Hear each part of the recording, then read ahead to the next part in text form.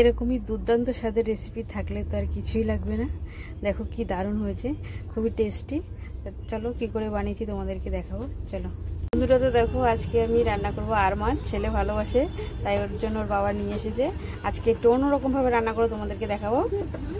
তো চলো এদের লবণ দিয়ে দিলাম,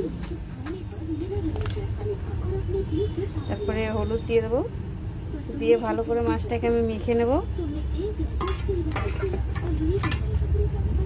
মাছটা নুন হলুদ মাখা হয়ে গেছে। দেখো কড়াইতে তেলও গরম হয়ে গেছে, এখন আমি ভাজা দেব।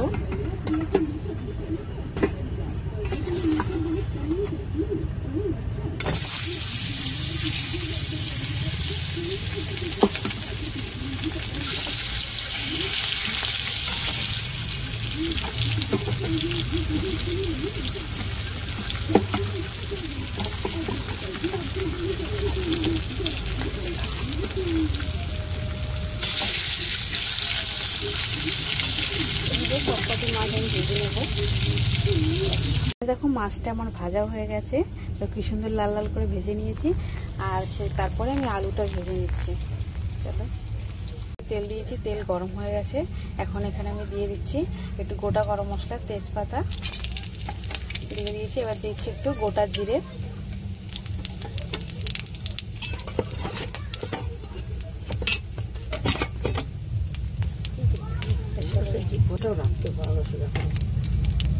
এখানে দিয়ে দিচ্ছি আমি একটু পেঁয়াজ কুচি। পেঁয়াজটা ছোটো ছোটো করে কেটে নিয়েছি। পেঁয়াজ টমেটো আমি একসঙ্গে দিয়ে দিচ্ছি, দিয়ে একটু ভালো করে নাড়াচাড়া দিয়ে দেবো। আর এখানে পরিমাণ মতো লবণ দিয়ে দেবো। পেঁয়াজটা আর টমেটোটা একটু নরম হয়ে যাবে,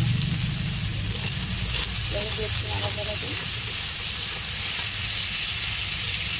দিয়ে দিচ্ছি হচ্ছে আদা বাটা, আর দিয়ে দিচ্ছি রসুন বাটা, আর একবারে দিয়ে দিলাম জিরে বাটা, দিয়ে একটু নাড়াচাড়া দিয়ে দিই।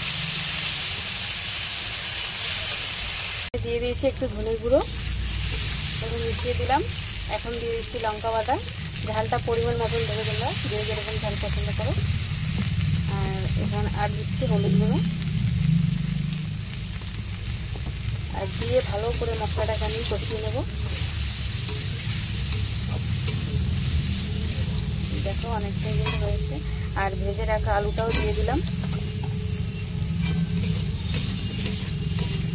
দিয়ে ভালো করে আরেকটু কষিয়ে নেব।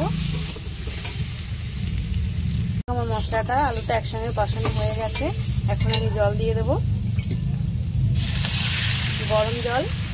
আমি কিন্তু সব তরকারিতেই গরম জল ব্যবহার করি, গরম জল দিলে বেশি ভালো হয়। দেখো দিয়ে একটু নাড়াচাড়া দিয়ে দিলাম। ভেজে রাখা মাছটা আমি এখন দিয়ে দেবো। চলো, সবসময় কিন্তু একই রান্না ভালো লাগে না, তাই একটু ঘুরিয়ে ফিরিয়ে রান্না করলেই খুবই টেস্টি হয় কিন্তু। দেখো দিয়ে একটু নাড়াচাড়া দিয়ে দিলাম। চলো এখানে দেখো তরকারিটা হয়ে এসছে। এখন নামানোর আগে একটু গুঁড়ো গরম মশলা দিয়ে দেবো, দিয়ে দিয়েছি। দিয়ে একটু ভালো করে নাড়াচাড়া দিয়ে দিই। দেখো তরকারিটা তো কালারটা খুবই দারুণ, খুবই টেস্টি হবে খেতে। তো চলো তোমরা কে কে খাবে চলে আসবে। চলো টাটা, পুরো কমপ্লিট হয়ে গেছে।